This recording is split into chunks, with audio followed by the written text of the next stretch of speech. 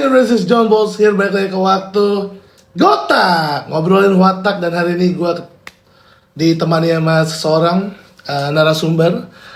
Kenalkan diri Anda.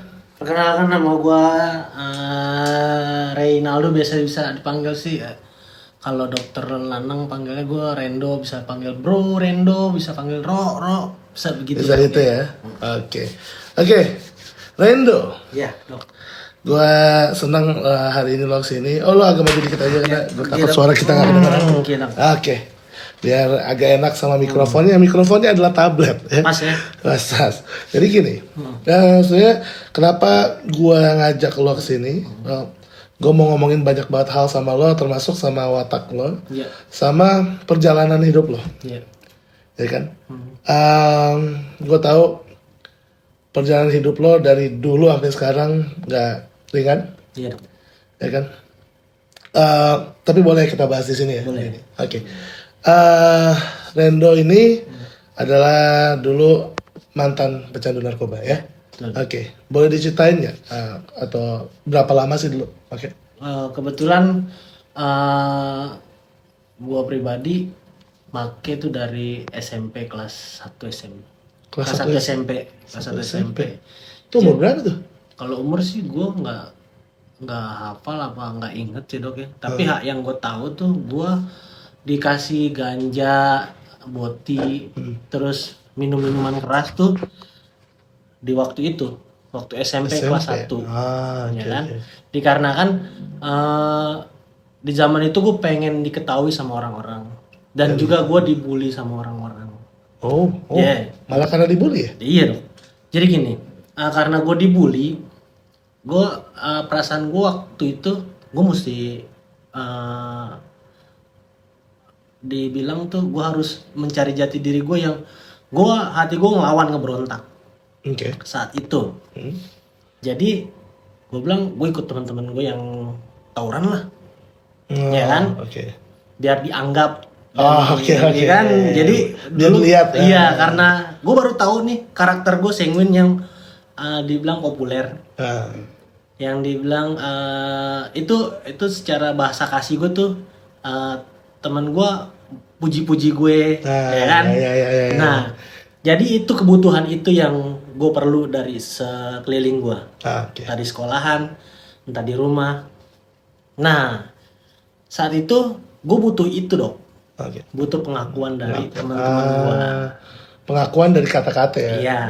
Pujian-pujian. Wah, ini Rendo keren nih. Ternyata gue ngambil salah.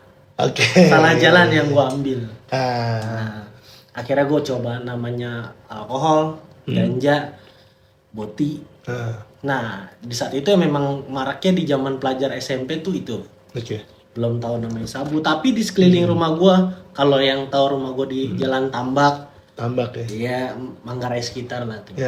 Yang kalau tawuran dibilangnya, barang masuk. Cuman lo doang yang tahu dah, gitu kan. Tapi saat itu yang gue kenal cuman minuman, alkohol, anggur merah, orang tua ada tuh. Orang tua ya, cap orang tua. Jadi lo sebetulnya sangat-sangat ini ya, peduli dengan orang tua ya. Peduli sebenarnya. Sampai lo minum ya. Sebetulnya peduli gue sama orang tua, saking gue menghormatinya.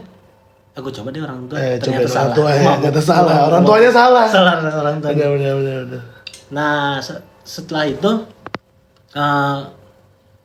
bukannya makin bener, malah gue diketahui sama teman-teman gue yang di kalangan pelajar tawuran. Pelajar, malah gue yang dibully. Sekarang gue ngebully orang.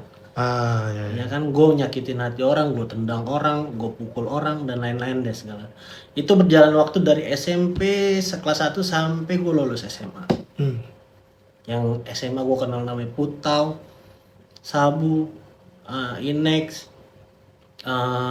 Elsit, dan lain-lain itu. Jadi SMP ya? SMP kelas 1. Dan alasannya karena emang mau dianggap. Karena tadi dari watak sengun itu yang emang kayak kalau misalnya lo masuk circle kayak, Rendo. Iya, itu benar. Ini Rendo nih, kayak gitu-gitu ya. Jadi pengen dipuja-puja tapi salah jalan. Gitu ya. Dan emang waktu itu nggak ada pengetahuan atau apa gitu tentang narkoba itu? Nggak ada. Di saat itu gue Yang gue tahu narkoba tuh cuman buat mabuk. Oke. Nggak ada bahayanya. Coba gue sekali lah. Ya. Jadi emang nggak ada yang bilang tuh bahaya. Nggak. Oke. Jadi cuman bilang apa yang bisa dia kasih tapi nggak apa yang dia ambil ya. Yang gue tahu narkoba bahaya tuh cuman putal, sabu. Nah, waktu SMP itu gue nggak tahu kalau alkohol, ganja dan boti itu bahaya dok. Oke. Karena yang gue tahu kalau lu megang putal, megang sabu, lu ditangkap polisi. Iya. Oh itu doang ya. Itu. Bukan apa yang dia kasih ke tubuh kita tapi bisa ditangkap polisi. Iya. Oke. Jadi itu gue hindarin. Gue nggak mau pakai putal lah. Iya. Gitu, gue nggak mau pakai sabu deh. Oke. Gitu kan. Tapi berjalannya waktu itu namanya narkoba dosis yang bertambah. Ya. Iya kan? Yang gue mau aku coba deh putal deh. Ya kan? Karena teman-teman gue tuh di lingkup rumah ya. Udah nyobain namanya putal seumuran gue. Oke. Udah nyobain putal, udah nyobain sabu, udah cobain yang semua bahan kimia yang buat mabuk. Oke. Gitu dong. Ya, jadi emang karena ditambak itu ya. Iya, gue kenal itu. Kenal putal tuh karena di atas umur gue tuh semua pemakai putal. Putal, sabu dan apa sih yang dirasain bisa sampai mabuk begitu ya? Gitu. Ada penasaran juga ya? Iya. Ada rasa dari pengen ikut-ikutan doang aja nggak ya? Tadi ada dok. Gimana tuh? Jadi gini, temen gue serumah di Tambak tuh, lu nggak mabok, lu jangan masuk circle gue. Walaupun nggak ada perkataan itu ya. Cuma secara gestur dia kasih tahu. Ada itu. Ini anak mami nih. Gitu. Kebetulan gue di rumah juga gue manggil orang tua gue mami. Iya dong, masuk akal ya tuh. Masuk. Gitu. Akhirnya ada rasa malu ya. Iya, jadi ada rasa wah gila gue di kampung gue gak diterima. Agar gue bisa diterima gimana? Gue makin narkoba dong. Ya, jadi biar ikut asik gitu ya. Biar ikut-ikutan. Nah, itu yang dibilang tadi biar dibutuh pengakuan. Butuh pengakuan. Biar dibilang, biar diakui sama sekeliling. Jadi emang nggak jauh-jauh dari watak lo ya, emang orang pergi sanguin ya. Iya, pengikut sama ya emang pengen populer. Emang gitu. populer. Jadi nggak ada dari keras kepala lo kayak enggak lah, gue diri gue. Yang penting gue mau asik sama temen-temen gue gitu ya. Dan satu hal, gue pernah berantem. Nah karena ini ya kebutuhan emosional gue, plagi sanguin tuh, gue pernah berantem sama orang tua gue gara-gara temen gue doang. Gimana tuh? Jadi temen gue diomel-omelin sama orang tua gue nih. Terus. Ngapain sih ngomel-ngomelin ini? Gue terus bisa sampai begitu sama temen gue. Iya. Lebih bela temen ya. Itu orang plagi sanguin saking baiknya dong. Kalau teman-teman yang di rumah nih orang-orang yang plekmatis sanguinis, pasti ada emosional yang ngebelain temennya dibanding orang tuanya. Gitu. Gue ngerti sih itu. Bener gak? Karena gue ada sanguinnya juga kan. Gue kayak ngerasa lebih kadang-kadang seneng main sama teman daripada sama keluarga. Iya bener dong. Nah nggak nyesel sih, tapi ternyata emang harus imbang sih. Kadang-kadang kita orang sanguin berat ke teman ya. Bener. Orang sanguin tuh saking dia mau terlihat populer, padahal di rumah tuh bisa di rumah. Cuman karena kebanyakan di rumah gue tuh ternyata orang plekmatis. Oke. Yang orang koleris tuh cuman orang nyokap. Nyokap koleris. Bokap gue plekmatis, gue plekmatis, adik gue plekmatis, abang gue plekmatis. Gitu. Jadi nggak ada dalam satu rumah tuh kadang-kadang. Nah ini yang gue baru tahu karakter, yang gue pelajarin karakter. Secara di satu rumah pun orang plekmatis tuh udah kalau berkumpul nggak ada ngobrol. Santai-santai sendiri, seperlunya aja. Oke. Sama ya anak keluarga ya. Jadi kayak tertutup semuanya. Malah orang melo yang malah lebih sering ngobrol sama keluarga karena quality time. Bener. Apalagi ya tidur-tiduran aja masing-masing.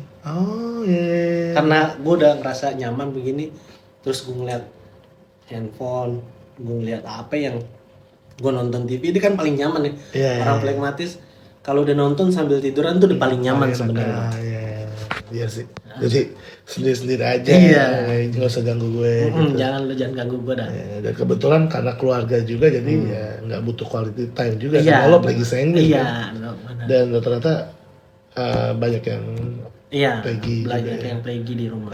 Oke. Tapi waktu lo pertama pakai narkoba maksudnya nyokap lo nggak ngelarang atau nggak tahu kalau itu bahaya gitu? Sebenarnya di dalam keluarga tuh nggak ada yang ngasih tahu gue bilang itu narkoba bahaya. Cuman dia bilang kasih tau ngapain makin narkoba. Gitu. Iya. Nggak usah pakai gituan. Jadi kan bukannya gue menyalahkan orang tua nggak sebenarnya. Gue nggak nyalain orang tua gue. Sebenarnya orang tua gue bener. Ya.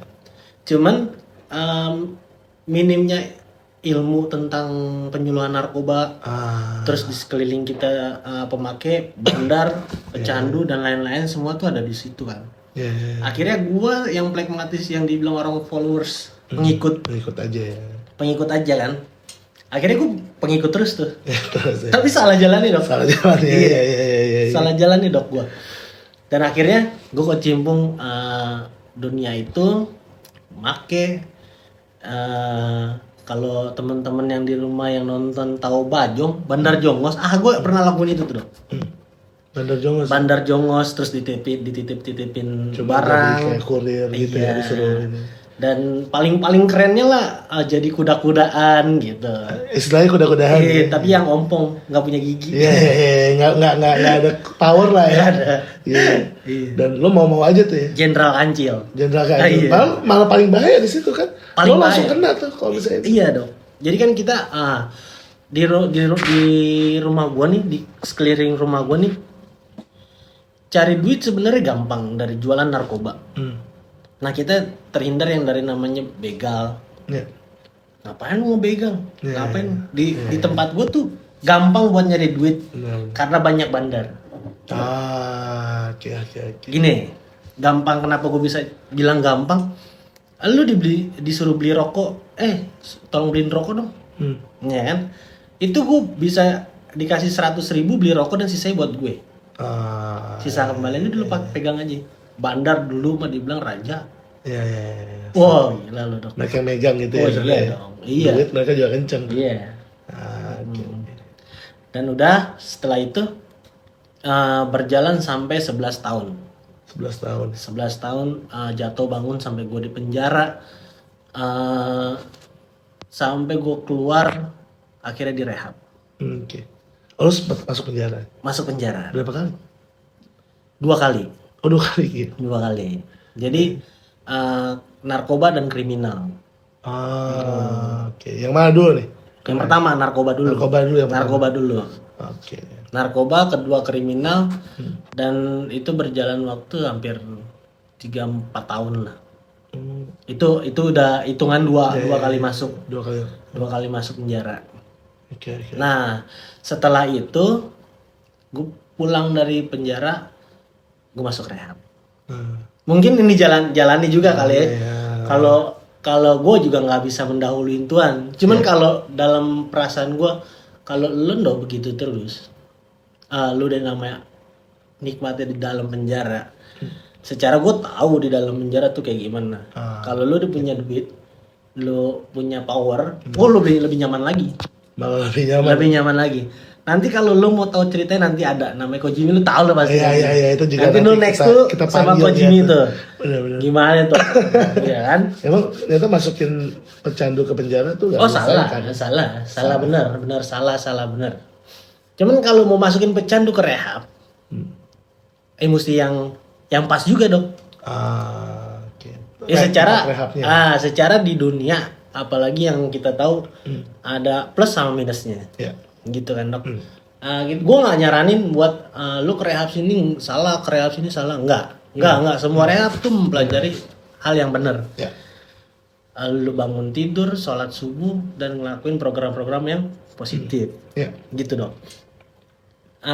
Itu ngajarinnya sama semua. Cuman di dalam itu kan ada oknum. Nah itu yang gue nggak. Kadang-kadang gue nggak. Sampai emang mesti apa ya sih yang gue percaya sama orang gitu kan. Dan alhamdulillahnya sekarang gue ketemu satu jarum di dalam jerami.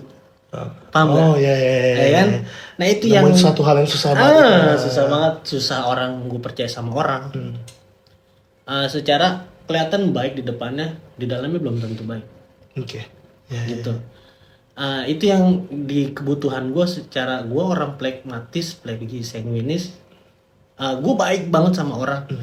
Tapi gue juga pengen orang baik sama gue. Timbal baliknya sama ya. Iya. Iya. Nah, secara itu kan gue dapet kebutuhan gue bahasa kasih gue yang mau dipeluk, kasih sayang berlebih, terus mau dipuji. Nah, gue dapet sekarang, gitu dong. Akhirnya. Tapi ini ya dia tadi mungkin orang-orang yang nonton agak bingung kan, nama lo kan Renaldo kan, Renaldo Paulus Lopulalan. Tapi tadi lo bilang tentang sholat subuh, tentang ya alhamdulillahnya gimana. Itu mau lo ceritain nggak di sini? Pasti nanti gue bakal ceritain, tapi nggak sekarang. Artinya banyak teman-teman pasti bertanya nanti. Ini karena memang sudah biasa gue, jadi banyak ilmu yang menurut gue nggak salah lah. Nggak salah, itu doa semua. Doa. Terus semuanya tuh yang gue ucapin tuh pasti jalan kebaikan. Nah, gue sama aja mendoakan diri gue sendiri, orang lain, terus teman-teman gue yang lagi berjuang juga di rehab gitu. Tapi emang nggak semudah itu ya. Karena semudah itu dong. Yang gue tahu lo sempat udah sembuh, udah pulih ya, tapi tiba-tiba sempat relapse lagi. Iya. Itu kenapa tuh waktu itu? Nah, kebetulan itu juga tuh orang plagi sanguin jarang mengungkapkan suatu perasaan itu. Mungkin kalau gue pribadi orang yang tertutup, gue punya masalah bukan karena gue nggak mau ngungkapin, tapi gue nggak enak gue ngungkapin. Gue kesel sama lo nih dong. Cuman gue nggak enak ngungkapin perasaan ke lo tuh. Nah itu negatifnya orang plagi sanguin. Nggak bisa to the point. Nggak bisa. Cuman itu bakal mendem terus tuh. Mendem ngeliat orangnya aja males kadang-kadang. Orang plagi sanguin tuh gitu. Aduh males gue ngeliat orangnya. Kadang bisa cuek banget. Karena udah males saking malesnya. Nah itu satu alasan. Yang kedua, kebanyakan duit. Kebanyakan duit tuh. Kebanyakan duit. Jadi gue nanti pelajaran lagi nih, gue ikut seminar terus, ikut seminar. Ada uang. Nah itu yang kadang-kadang Ibu Isa pernah bilang, ada waktu yang salah, tempat yang salah, dan momen yang salah. Momennya gue lagi banyak duit dong. Waktunya gue lagi sakit hati, kesel sama orang, tapi gue nggak bisa mendem, nggak bisa ngeluarinnya itu gue nggak bisa. Di tempatnya yang salah, tempatnya gue pulang lagi ke tambak. Dan kemarin gue udah dikasih wadah, tinggal lu yang ngejalanin, lo tuang, lo masukin lagi airnya. Nah itu gue nggak mau jalanin yang udah dikasih sama teman-teman yang udah di program di rehab. Yang udah nih Dok, gue kasih program yang kayak gini buat lo. Udah tinggal gue jalanin doang, padahal programnya udah ada, tinggal gue jalanin doang. Nggak mau gue jalanin. Karena itu kadang semangat sama sombong tuh beda tipis ya. Benar. Ya kan sombong nih, ya kan satu naik semangat. Tapi emang kadang-kadang kalau dari sombong bisa tinggal naikin semangat ya. Itu ya kan. Gue habis dapat klien kayak gitu tuh. Sombong untuk dia semangat. Nah, beda tipis tuh. Beda tipis Dok. Kalau gue bilang boleh senang tapi jangan terlalu. Boleh sedih jangan terlalu. Di pasnya aja. Kontrol emosi ya. Nah, gue jatuh tuh karena terlalu seneng. Terlalu naik gitu. Terlalu naik tuh juga nggak boleh sebenarnya. Terlalu jatuh juga nggak boleh. Terlalu seneng, banyak duit, tapi lu nggak pentingin perasaan lu. Nah, orang plagi sanguin tuh gitu. Ya udahlah biarin aja lah, yang penting gue seneng. Akhirnya gue coba. Boti lagi. Mulai dari nol tuh. Kalau Pertamax tuh mulai dari nol ya. Nah itu gue tuh. Tapi emang Boti itu sialannya gitu. kayaknya nggak udahlah sekali nggak bisa sekali. Alasan itu dong. Selalu. Iya nggak bisa. Lo bilang sekali lah, nah, coba. Lo coba kalau nggak ada 2, 3 kali, 4 sampai dan terakhir akhirnya mampus. Iya, sekali gitu nggak cukup. Nggak cukup. Lama-lama satu pil, satu papa. Aduh. Iya sih. Dan akhirnya lo jatuh waktu itu. Emang waktu itu apa sih yang buat lo nggak nyaman, yang buat lo marah? Ada orang tertentu yang mungkin di tempat itu yang buat lo kesel atau gimana gitu? Dunia pekerjaan sebenarnya ada yang kayak begitu ya dong. Iya pasti. Nah ini lagi orang pragmatis sanguinis nih yang kalau nggak belajar tentang karakter dia bakal gini. Manusia kalau nggak ngelawan dia lari. Ya, fight or flight. Nah gue ini yang lari. Oke, ya plagi ya. Iya. Gue ngindarin namanya konflik. Saking gue nggak mau nyakitin perasaan orang, ya kan, jadi udahlah gue lari aja, gue nggak mau hubungan gue sama lu misalkan dong, dan lain-lain gue nggak mau rusak, karena ucapan gue, gitu, akhirnya gue lari, sebenarnya juga nggak jadi alasan itu ya, gue ada masalah sama yang lain nggak. Cuman itu faktor pemicunya aja. Faktor pemicu. Trigger factornya. Faktor pemicu yang gue bilang itu sebuah jadi alasan kecil buat gue make. Gitu. Emang tadi gue mau make. Emang masih pengen aja kan. Pengen make. Tapi ada beberapa trigger factor atau ya alasan-alasan tambahan lah ya. Iya, alasan-alasan tambahannya dia tuh. Namanya juga kita mantan pemakai. Banyak denial bener, banyak ngeblame, nyalain orang, blaming itu aja, ini kok ini aja itu kok. Nah jadi cari semua alasan yang paling dia menurut dia tuh pas buat pakai narkoba, padahal emang dirinya masih pengen aja gitu. Jadi emang biar nggak ada alasan sama sekali tuh benar-benar kayak ini ya, tetap aja yang namanya faktor-faktor itu harus kita hindarin. Iya dong. Jadi karena faktor itu ya bisa micu. Padahal gue udah tahu ilmunya dong. Ya. Ilmunya tuh udah tahu gue. Jadi gue direhab dari 2016 awal sampai dikasih program dulu 1 tahun 2 bulan. Primary 7 bulan, re-entry gue 6 bulan. Oh, artinya lo masih program lama ya? Iya, program lama. Jadi saat itu gue nggak ada handphone, nggak ada uang sama sekali. Dan di situ dikasih ilmu tentang gimana caranya lu ngadepin nanti lu di rumah. Apapun itu semua ilmu udah didapat dari di gue di waktu di rehab.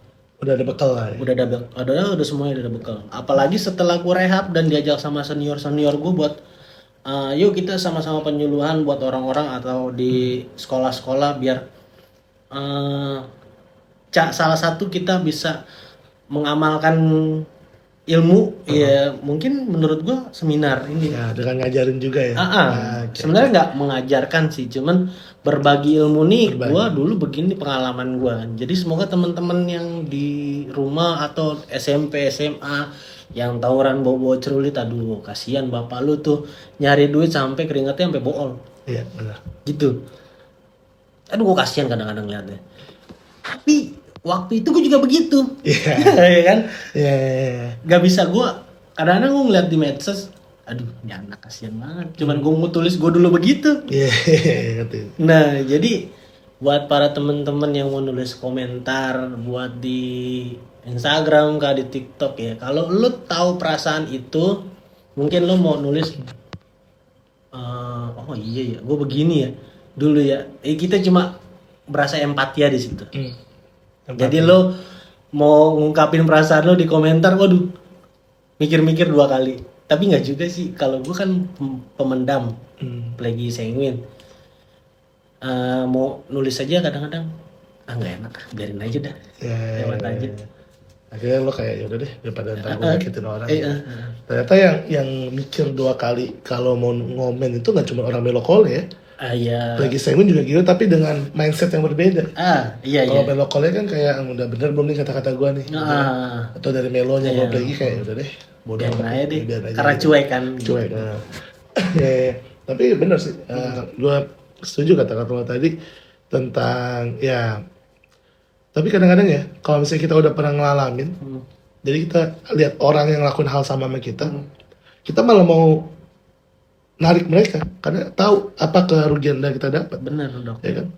Orang bilang narkoba nggak masalah, ganja nggak ada ini, tapi lo ngerasain kan? Iya, ngerasain bangetnya namanya narkoba. Gue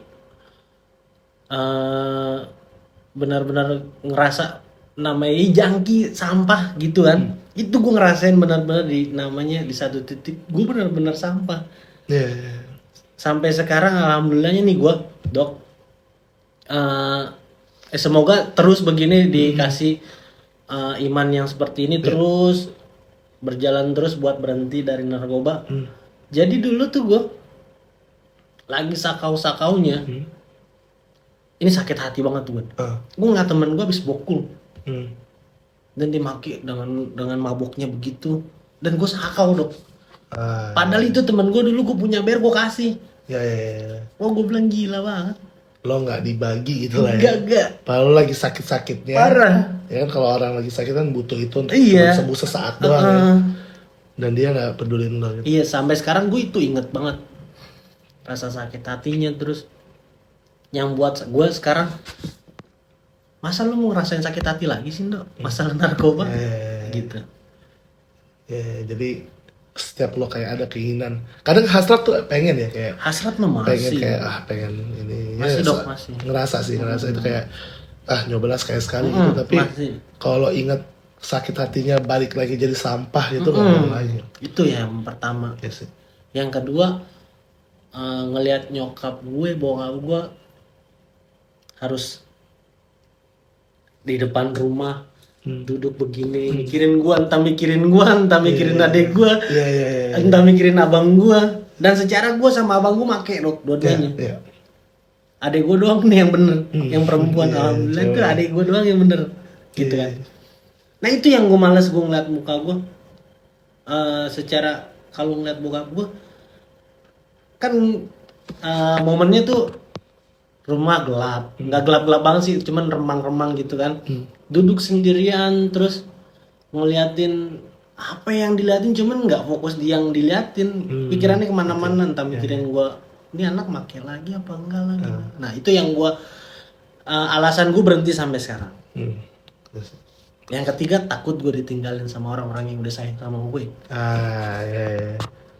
Karena gue udah sayang sama mereka, masa gue ninggalin mereka gitu. Jadi gue percaya lo dok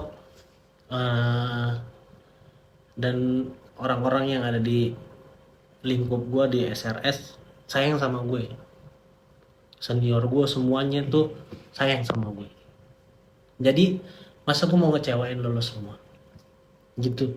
Secara apa yang udah dikasih ke gue, kepercayaan sampai sekarang gue bisa gue dulu punya mimpi buat keliling dunia, tapi gue nggak tahu pakai apaan. Dulu tuh masih mau dibilang yaudah kita ngepang aja deh buat keliling Jakarta dunia, ngepang ya kan, naik kereta, baju robek-robek, terus piercingan, tatoan, buat pengen ke keliling Indonesia. Tapi secara gue dikasih rezeki yang besok seminar ke sini, besok seminar ke sini, besok seminar ke sini. Nah sekarang gue bisa dapet itu karena orang menurut gue ayo kita maju bareng-bareng. Ngasih percayaannya ke lo ya, trust itu dia. Makanya lo nggak mau ngehianatin trust itu lagi. Karena udah ya sekarang lo udah bisa ke Indonesia. Bahkan lo tahun ini udah keluar negeri ya. Iya. Kuala Lumpur, Singapura, Johor Baru kan. Makanya di situ yang buat lo grateful ya. Akhirnya karena grateful itu akhirnya lo bisa bertahan. Iya, itu benar banget dong. Gue inget sih waktu lo masuk lagi tuh 2020, wah, gue seneng lo masuk lagi karena kayak gue kehilangan waktu sempat kehilangan gitu kan. Makanya waktu gue lihat lo di Bali tuh kan, gue keluar habis periksa pasien, Nah, gue cuma bisa peluk doang waktu itu ya. Iya, dengan keadaan gue yang lesu banget asli. guilty feeling banget parah. Tapi sekarang grateful lah ya. Alhamdulillahnya begitu dong. Lo ada pesannya sih buat ke orang sama Plague Sanguine yang atau mungkin sama yang sekarang masih make nih? Nah, gimana? Pesan gue buat orang-orang yang temen-temen yang di rumah yang sekarakter sama gue Plague Sanguine, coba lu ungkapin perasaan lo. Kalau lu nggak suka sama orang, lu bilang, jangan lo pendem, jangan lo jadi cuek sama orang, terus jangan jadi nanti bakal jadi bumerang buat lo sendiri. Dan teman-teman yang masih pakai narkoba, ya kalau lo masih nyaman di situ, lo jalanin aja dulu. Kalau lo masih nyaman di dunia lo, yaudah lo jalanin. Karena gue nggak bisa bilang lo harus berhenti sekarang, nggak. Lo mau ngerasain sampai lo mana pahitnya, sakitnya di dunia narkoba, ya udah lo silakan lo jalanin dulu. Karena gue bukan jadi superhero lo semua, gitu. Cuman gue bilang ngasih tahu kalau lo udah capek, yaudah kita sama-sama maju, bro. Gitu loh. Jadi abang yang bisa jadi peran utama di cerita kita dari kita sendiri. Iya dok, benar. Kita nggak bisa ngandelin orang untuk berubahin kita. Enggak. Oke, thank you banget hari ini udah ngobrol-ngobrol. Gila, makasih banget. Aduh. Ini pertama kali lo masuk di YouTube Gotak ya. Wah, ini dokter yang kalau teman-teman rehab nungguin selalu. Namanya Dokter John Lanang, ya lo pada tahu dah. Jadi Oji waktu udah masuk nih. Emang dia doang yang ngasih dokter yang gaul metal. Gila. Terus kalau teman-teman dapat sehabis seminar nih teman-teman program yang di rehab dikasih hadiah, ada kuis dan lain-lain dah. Ya, gue sih pengennya mereka pada nyaman aja lah. Amin dok. Biar punya makasih rumah. juga supportnya dok. Semoga lu terus harapan gue ya jangan berubah yang kayak gini terus. Amin. Terus jadi John Lanang yang gue tahu, John Balls yang gue tahu. Secara bentar lagi mungkin orang-orang bakal kenal sama lu nih dok. Amin. Ya. Sehat-sehat terus dok. Lo selalu ada lah di samping gue lah. Amin sama-sama. Oke, kita naik bareng. Thank you. Oke, thank you. Oke bros, itu dari Abang Rendo kita. Thank you for watching. Ahmad bros, let's go!